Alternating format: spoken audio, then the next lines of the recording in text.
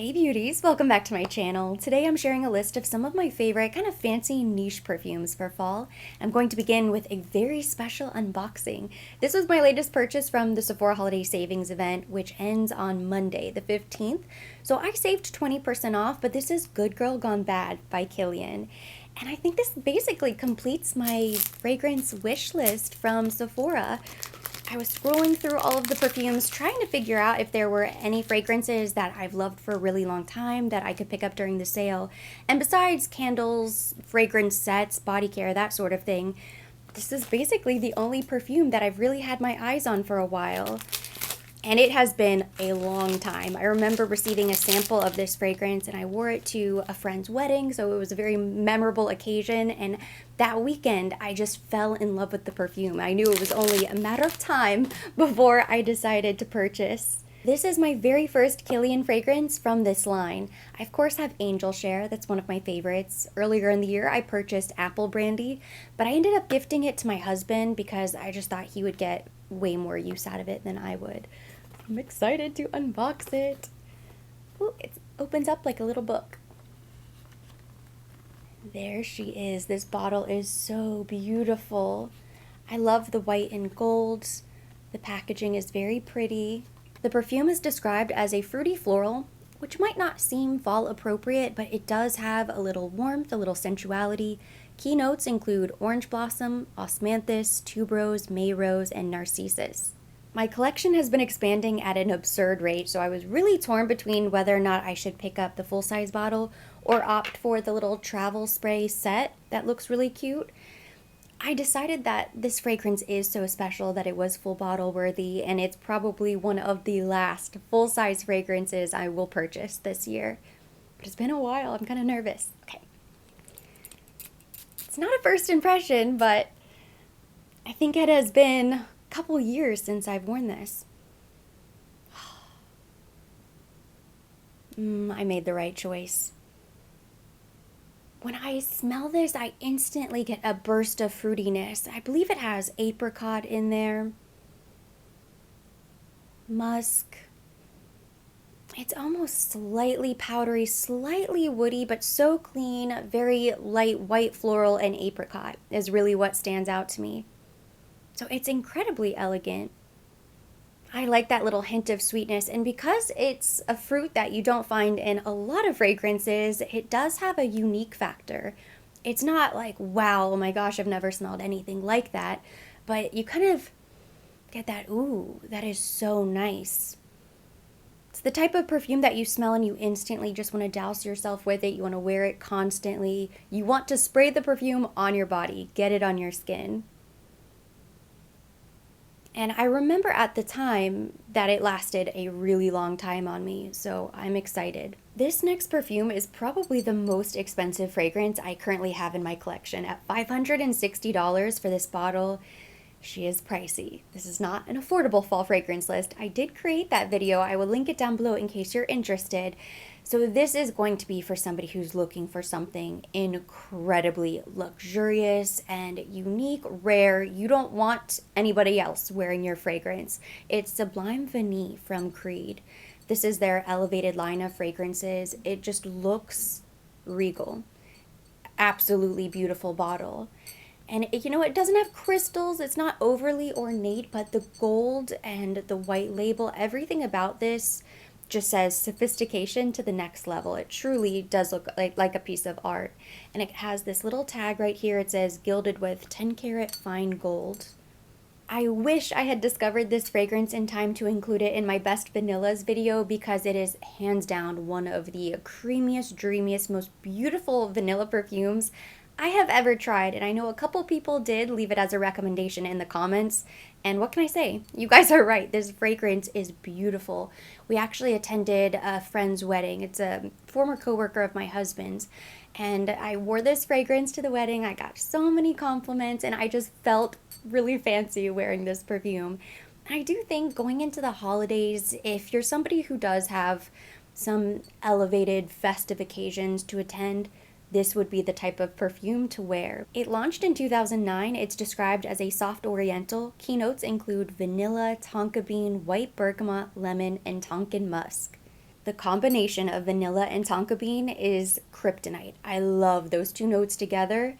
It's almost always a sure thing, so I knew I was going to like this perfume before I ever tried it, but I did not know how much I was going to fall in love with this perfume. Oh, it is so heavenly. And immediately you do get that little burst of the bergamot. Gives it a little zip, a little bit of citrus, a little sweetness. But it's just instantly the most elegant, feminine perfume. I smell marshmallow and creaminess, and it's almost whipped. This fragrance has a texture, and it's like a cloud souffle. Like a creme brulee, I think would be the best dessert metaphor I could make. A very fancy creme brulee. It is so sophisticated, kind of smells wealthy, old money, because it does have a powdery note in there that elevates the fragrance. It takes it to the next level. This is not a princess perfume. This is fit for a queen fragrance. And with that price point, you're probably going to want to save it for special occasions, be more conservative when you spray it. If you are interested in trying this perfume, they do offer a really great discovery set. So Creed was kind enough to send this over complimentary, and inside it comes with the Sublime Vanille, white flowers, white amber, spice and wood, pure white cologne, and Jardin d'Amalfi. You get the little vial, you can try them all, make sure that you absolutely love it. It works with your chemistry. You can wear it for a couple days before making such a huge investment.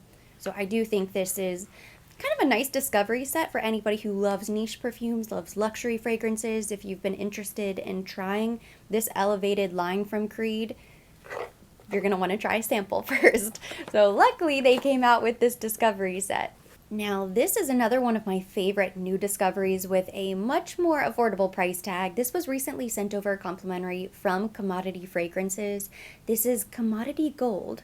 Now, what's interesting about this fragrance and this entire line of perfumes, you might be familiar with Commodity. I know they were at some point sold in Sephora. In fact, a couple years ago, I purchased Rain from Sephora. It was so sad the bottle ended up dropping on the floor and shattering all over the place, and I didn't have the heart to replace it, but that was one of my favorite fragrances. Rain. Beautiful. I think my husband had a couple of them as well. Commodity Gold is very warm and sensual, but if you're somebody who likes a really bold, warm, sensual fragrance, you want to amplify the spice and the warmth, they have an option for you.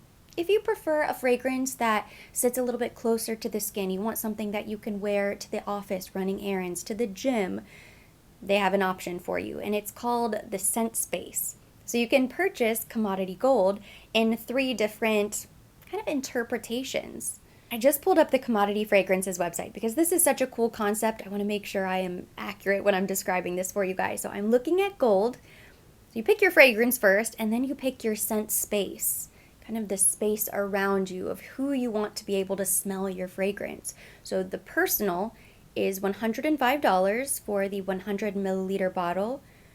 Then you can bump that up to expressive, which would be sort of like an eau de parfum. The personal would be more of an eau de toilette. The expressive bottle is $125. And then you have bold, which is going to be your extreme, your intense version of the fragrance. And that retails for $145. So as you get stronger, the price does go up a little bit. I tried all 3, and my personal favorite is the expressive. And I thought to myself, wow, this is so good. I love this perfume. Right up my alley. I can't wait to wear this. I need to try the bold because I'll probably love that even more. But there's something about amplifying the perfume that does change it a little bit. And I realized that I like the bold, but for more of an everyday wear, I think the expressive is perfect. Gold, the expressive version, is described as a sweet gourmand fragrance. It's a luxurious blend of molten amber, creamy sandalwood, and sweet vanilla. Perfect for fall, winter, and the cooler months.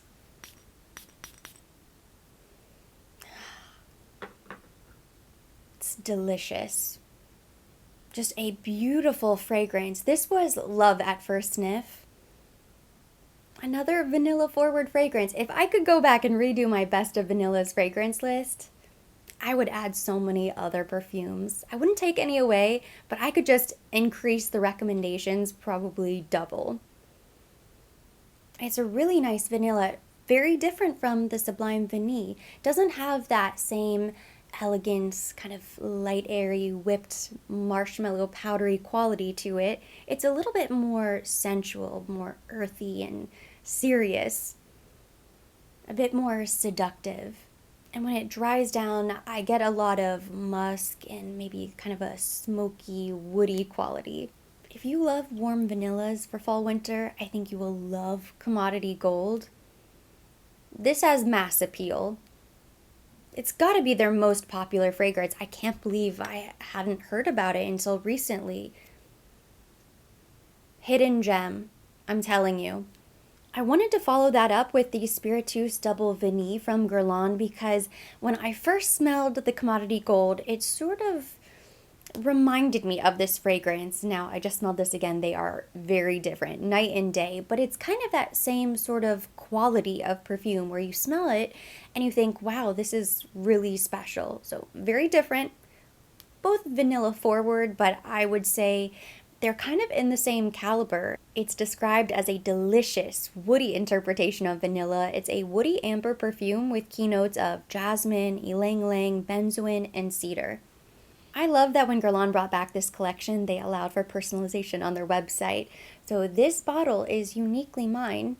It even has my name engraved on the back. It says Erin, Nicole. I was able to choose the color of the cap, the ribbon, the writing on the label, so many little details to make it unique. So that is factored into the crazy price tag as well. It does make for an incredible holiday gift. If you know of somebody who loves one of the perfumes from that line, being able to engrave the bottle for them, pick out little details. It is delicious. That is the best word to describe this fragrance. It almost has a little bit of a spiced rum.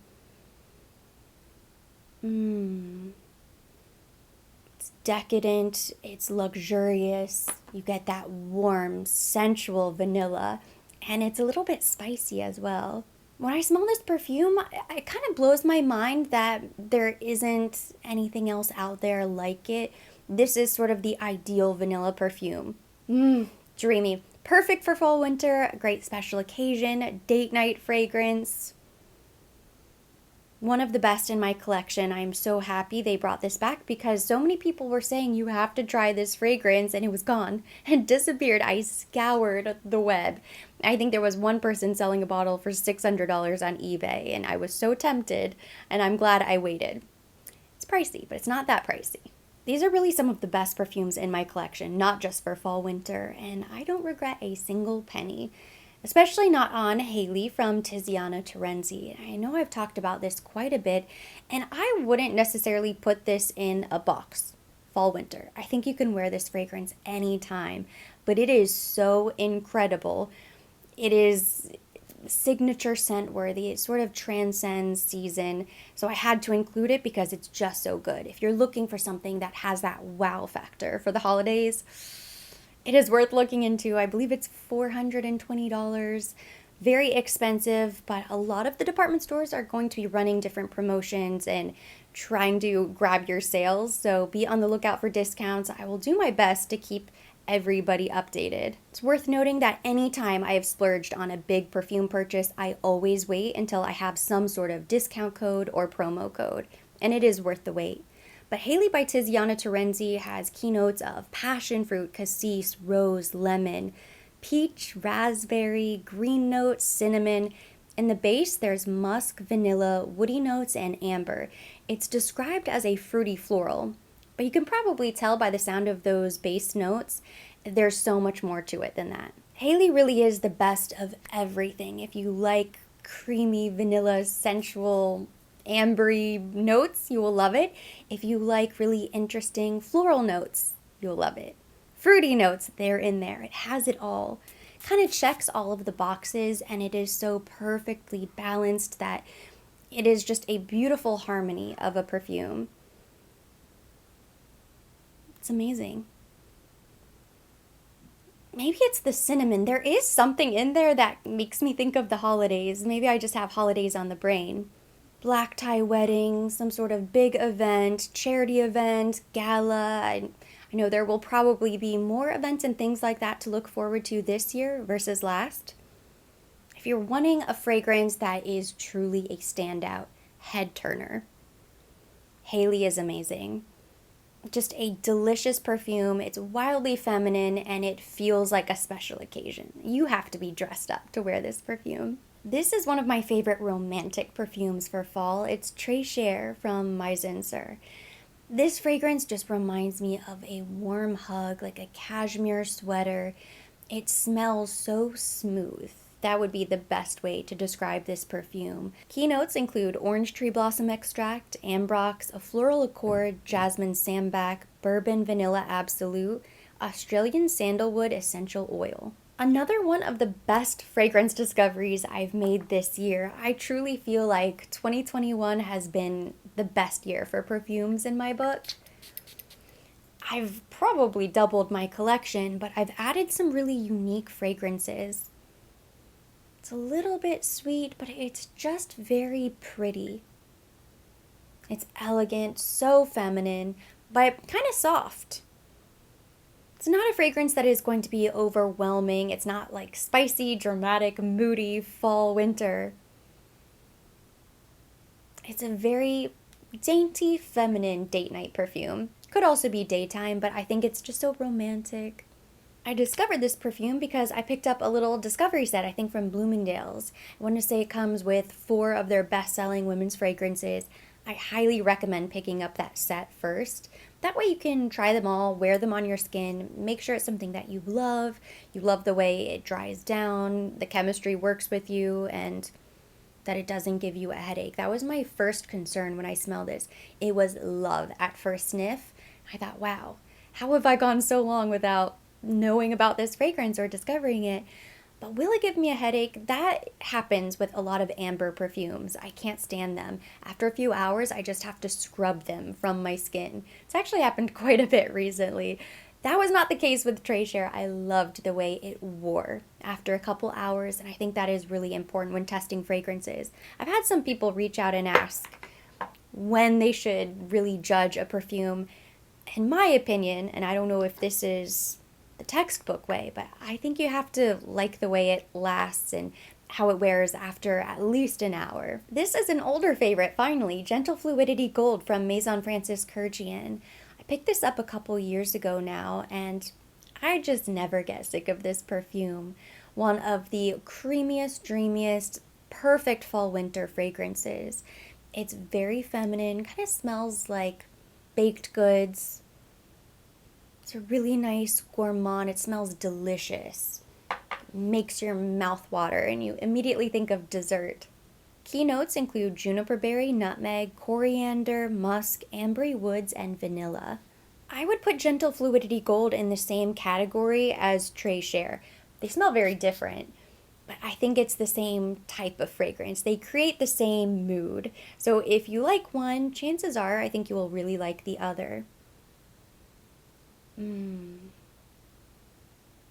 It smells gold. It has this warmth to it and this sweetness and a hint of spiciness, but it's not really a spicy perfume. It's actually very smooth. Reminds me a little bit of a cinnamon bun or a spiced vanilla cake. But very elegant, so sophisticated. I smell this perfume and it's just instantly relaxes you. This is a mood-enhancing perfume, absolutely. The weight of the world just disappears from your shoulders. You're not as stressed. Another great signature scent for fall is Darcy from Parfums de Marly. She's classy, always appropriate, any time of day, all occasions, and I think Darcy is incredibly underrated. I think, unfortunately, she sort of falls in the shadow of Delina and Cassidy and now Oriana and some of the other more popular fragrances from Parfums de Marly. But this is a very special perfume, and for me, I picture a CEO running a business, somebody who kind of has it all together. She's taken seriously. You don't have to be a serious person, but it's just kind of that strength, that confidence booster. I would not question anything that you say whenever you're wearing Darcy. The key notes include bergamot essence, orange, citrus, rose, jasmine, patchouli, musk, and praline. If you have never had the opportunity to try Darcy at a Parfums de Marly counter, a lot of people compare this with Coco Mademoiselle from Chanel, and they do have similar qualities. I would be interested to do the blind test. Just now, I sniffed the blotter and I thought, could I tell the difference? I mean, they're not the same. I'm sure if I smelled them side by side, I would say, oh no, they're completely different. But without smelling them side by side, it definitely has Coco Mademoiselle vibes. Maybe even the intense version, because it's pretty potent. It's not really a soft floral. I don't think this is for the faint of heart, but so beautiful. The praline, I think, is very different. There's a little hint of sweetness, like a little hint of candy sweetness in this that you don't get in the Coco Mademoiselle. And I also think the patchouli is better in Darcy. It's one of those notes that can be very polarizing. Sometimes I really like it in a perfume. Sometimes I think it spoils the perfume for me. Not that that's the case with either of those two. I really like Coco Mademoiselle. I think it's perfect, a masterpiece. But Darcy is maybe a little bit better. And I hate to say that, but I almost think because it's a newer fragrance, they kind of maybe were inspired by Coco Mademoiselle, but made it a little bit more modern. The last perfume I have here to talk about is my wild card pick. This is very unexpected. I think it's different from my usual perfume choices, but don't let that scare you if we have similar tastes, because there is a reason I'm talking about it today. It's from Fragrance de Bois. This is New York 5th Avenue. It truly does capture the spirit of being in New York, walking down 5th Avenue, having places to go, shopping to get done, being very busy. When I smell this perfume, it does remind me of Sex and the City. I could see Carrie Bradshaw wearing this fragrance because it's so different, and her style was incredibly unique, and so is this perfume. If I had to choose a fragrance for the others, I would say Charlotte York would wear Sublime Vanille from Creed, absolutely. Or maybe Treasure from Mizensir. I think both of those capture her spirit. I think Samantha Jones would probably wear Good Girl Gone Bad or Spiritueuse Double Vanille, a very sensual fragrance. Miranda Hobbs would probably wear Darcy because she had that boss, working woman type of attitude. New York 5th Avenue has keynotes of bergamot, rose, caramel, violet, vanilla, musk, and cashmere wood. It's so pretty. I get this burst of fresh rose right away. I don't really pick up on the bergamot at all. Maybe a hint of violet, but it's overpowered by the rose. As it dries down, I get a lot of the musk, the cashmere wood. It has a warmth to it that's really nice, a softness, like a very sophisticated rose. If you love rose and musk, those would be the two main notes that really stick out about this perfume. Perfect for fall winter. I imagine walking by Saks Fifth Avenue when it's all decorated for the holidays, checking out all of the window displays, and then maybe coffee at Bergdorf Goodman. Something really glamorous to end the day. And that completes my list of the best niche perfumes for fall winter. Thank you so much for watching. Hopefully you enjoyed it and you feel inspired to try something different. If you liked the video, give it a thumbs up. Leave me your comments, questions down below. If you have any recommendations, you know what to do. Leave them in the comments section. I have an ongoing list in my phone of fragrances that you have recommended to me, and I just love hearing your suggestions. You have amazing taste. As always, I will be linking everything mentioned. Everything on my face will be down below in the description box for your convenience. And for more videos like this, don't forget to subscribe and hit the notification bell.